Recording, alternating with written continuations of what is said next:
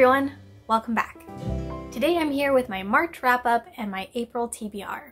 In March I read 5 books with a total of 1,271 pages. The first book I finished is Jhumpa Lahiri's Unaccustomed Earth. I talked about this one a little bit in my last wrap-up / TBR video because I was partway through it at the time. Now that I've finished it, I can reiterate a few things and add a bit more. The first thing I do want to reiterate is trigger warnings. This book is made up of 8 short stories, and all of them cover different family dynamics and relationships that are problematic. So you kind of already get an idea going into things. There's mention of alcohol abuse, substance abuse, there's self-harm, suicidal ideation, there are sort of abusive relationships. There's just a lot of heavy topics, and I just first and foremost want to give those warnings if you are thinking about picking this book up. It's also not a happy book. It's not the saddest book, but a lot of the stories end on a note that's just, you don't get closure per se, but it feels more real because of that in its own way, which I hope makes sense. You know, just not everything in life is tied up with a perfect little bow at the end, and these stories captured that kind of feeling. So it's kind of hard to read this one. It's a difficult read, but also her writing style, the characters that she creates, they're so captivating. It just really pulls me in. It kept me going, and even though the stories weren't necessarily coming to a satisfying conclusion, I kept going to the next story. And yeah, it definitely pulled at my heartstrings a lot. It was difficult. Again, there are a lot of problematic things within it. I still loved it. I gave it 4 stars. I am a big fan of Jhumpa Lahiri's writing in general, so I think that also plays into this. But yeah, I highly recommend this one, but I also really want to emphasize the fact that there are triggering things within it. The second book I read in March was Hope Never Dies. This is by Andrew Schaffer, and this is, as the cover might indicate, a Obama-Biden mystery. It's not quite what I thought it was going to be when I first picked it up, but I'd actually heard a few people talk about it saying that it wasn't exactly the happy bromance you might expect it to be, and I saw a Goodreads review by Rency Reads, which I found really helpful going in, where she basically said to go into this as if it's a fan fiction. Just pretend you are reading a fan fiction on the internet about Obama and Biden and go into it with that mindset. And I did that, and for whatever reason that really helped me. It wasn't a fluffy bromance story like the description kind of indicates. It was more angsty, more about kind of Obama going off and enjoying his cool lifestyle, and Biden is sort of pining after their friendship, and then they kind of come back together to solve this mystery, and there's a lot of feelings involved in that.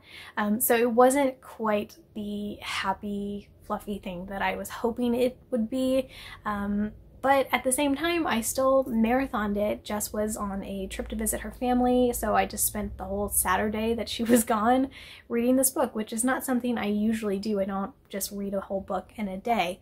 So yeah, I ended up giving it 3 stars because I just feel kind of like meh about it. It was fun, I'm glad it existed, but it wasn't what I expected, and that's kind of where I'm at.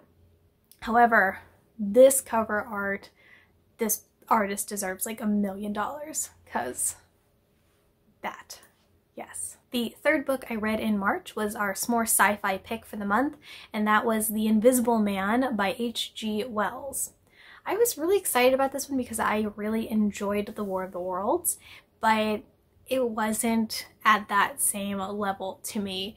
I gave this one 3 stars, but at least one of those stars is pretty much just acknowledging the fact that it was groundbreaking and amazing sci-fi for the time it was written, which was like 1890s.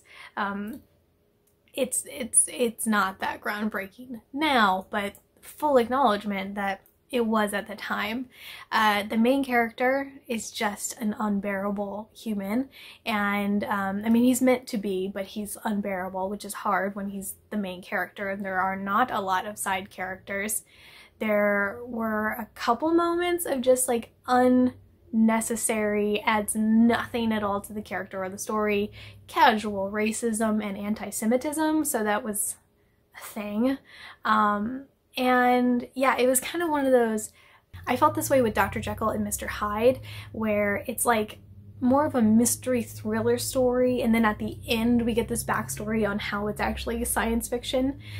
This one definitely had more science in it. There was actual science of the times, at least, that Wells worked into the story, so that was kind of cool. But yeah, it like, you could have changed the terminology, and instead of a scientist doing a chemistry experiment, had an alchemist making a potion, and it had the same story, but it's a fantasy story or something. So yeah, there was kind of that vibe, which that's not necessarily a judgment on it, that's just my observation.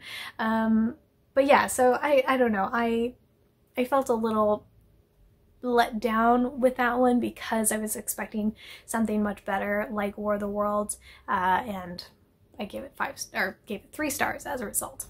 However, moving on to the fourth thing that I read, we also read The Star by H.G. Wells, which is one of his short stories, and this was just a bonus read that we did for some more sci-fi, and I loved this story. This is the H.G. Wells that I came to know through The War of the Worlds. It had that same really intense, creepy vibe, just like this incoming doom, and no one's really paying attention, but you see how catastrophic it's going to be, and it's just like, oh, it gave me chills, and I loved it. There weren't problematic things in it. It was good. It was just pure and good, and I gave it 5 stars. This one was actually referenced, the story was referenced in the s'more sci-fi read we had the month before, which was Rendezvous with Rama. So it kind of tied in. I thought it would be fun to read for the month, and no complaints. I highly, highly recommend that one. If you're looking for a short story to get you into vintage sci-fi, this is a great way to go. And the final book that I read in March, technically I started it at the tail end of March and I finished it at the very beginning of April, but that is The White Queen by Philippa Gregory. And this is one that's just been on my shelf for like several years now, and I haven't picked it up.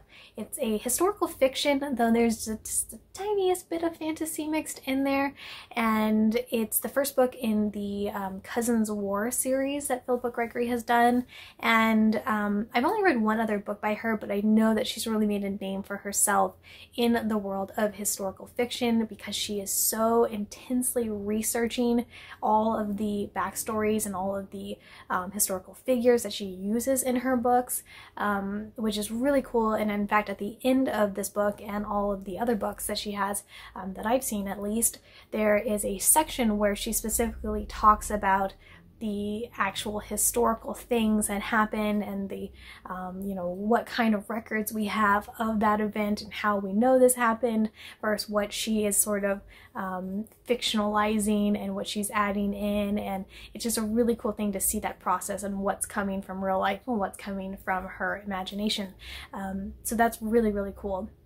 This book in particular follows the story of Elizabeth Woodville, who is became Queen of England or Queen Consort and married King Edward IV in the mid-1400s. I had a little bit of a slow start getting into this one, but once I got going, it really pulled me in and I found myself very captivated by the story. Also, just clued me into the fact that Game of Thrones is based off of this war, the War of the Roses, and that has been really fascinating because we've been doing a rewatch of Game of Thrones from season 1 up until we hit the new season. So it's been really cool to be reading this while we're watching that and seeing the historical figures that those characters are being based off of, and that just added a really cool element to it. I ended up giving this one 4 stars. I think it's probably more like a 4.5, and I think it's definitely opening up a world of historical fiction for me. Moving on to my April TBR, I actually have 7 books I'm trying to get through this month, though some of them are quite short, and with Dewey's readathon, I managed to make up some extra time, so I think this is possible. The first book is one I've actually already finished, and that is Passage to Dawn by R.A. Salvatore. This is the 10th book in his Legend of Drizzt series, and I mentioned this series in my recent video about intimidating book series, and putting that video together reminded me of how much I like Drizzt and how much I was enjoying those books, so that prompted me to pick up the 10th book and get back into this very large, intimidating series. There, I think, were 32 books in the entire series. I'm at 10. There's a lot to read still. But I read this one. It's been a little bit since I read book 9, so part of the time I was just refamiliarizing myself with the world and the characters, but there were a lot of really great moments with the characters, with their relationships, and it just like warmed my heart to see them all back together, to see a little bit more of Drizzt's story, and it reminded me why I've been enjoying this series. So as a little bit of backstory, if you haven't heard of this, it's set in sort of the Dungeons and Dragons world. Drizzt is a dark elf who his people historically live underground in this town called, or the city called Minzo Baranzan, and they're pretty evil. They're evil. And Drizzt thinks differently than the rest of his kind, and so he manages to escape the underground world and comes up to the world above and tries to navigate it, being a scary dark elf and also wanting to make friends and just like figure out himself and his life and his purpose and all this stuff. So it's a really great story and I really enjoy reading it. I'm looking forward to reading many, many more in the future. Next is a book I am currently buddy reading with Jess, and that is Causal Angel. This is the 3rd book in Hanu Rajaniami, don't know, in his Quantum Thief trilogy. I have really enjoyed the first 2 books. It's a very cerebral read. It's based on a lot of physics, and there's gaming stuff involved in it. There's this whole lore that's built up around like sort of genies and stuff, and it's very intricate and complex and cool. It's just really cool. And we're now reading the 3rd book, and I am about 60%, I think I'm at 60% through it, so there's not a whole lot left to it, and I think it's going to be a 4 or 5 star read for me, but we will see. Stay tuned for my next wrap up. My other current read is picking back up with my historical fiction kick, and that is The Red Queen by Philippa Gregory, which is the sequel to The White Queen. This one is following Margaret Beaufort, who is sort of referenced. She comes up a little bit in The White Queen. This is telling her whole story, and the storylines overlap a bit with those in The White Queen. It like starts actually a little bit earlier than The White Queen started, but it's like you're just seeing the same storylines play out from these different perspectives. I'm really looking forward to continuing on with this one. I'm about 1/3 the way through right now, and it's definitely pulling me in. Our pick for this more sci-fi book club this month is Fahrenheit 451 by Ray Bradbury. This is set in a sort of dystopian post-literate world where books are considered to be the source of all discord and evil and bad things, and there are people whose profession is the firemen, and their job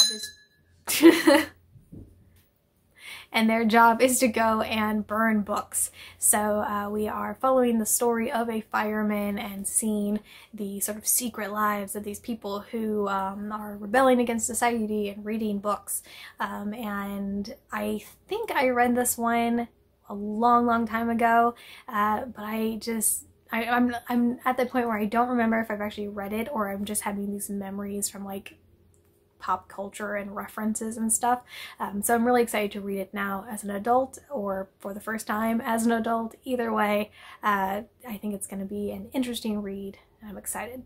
Next is a graphic novel that Jess actually bought for me, and that is the 6th volume of Sunstone, which is actually sort of a side storyline called Mercy, and I'm really enjoying this series. It's very NSFW, so I'm not even holding the picture up here.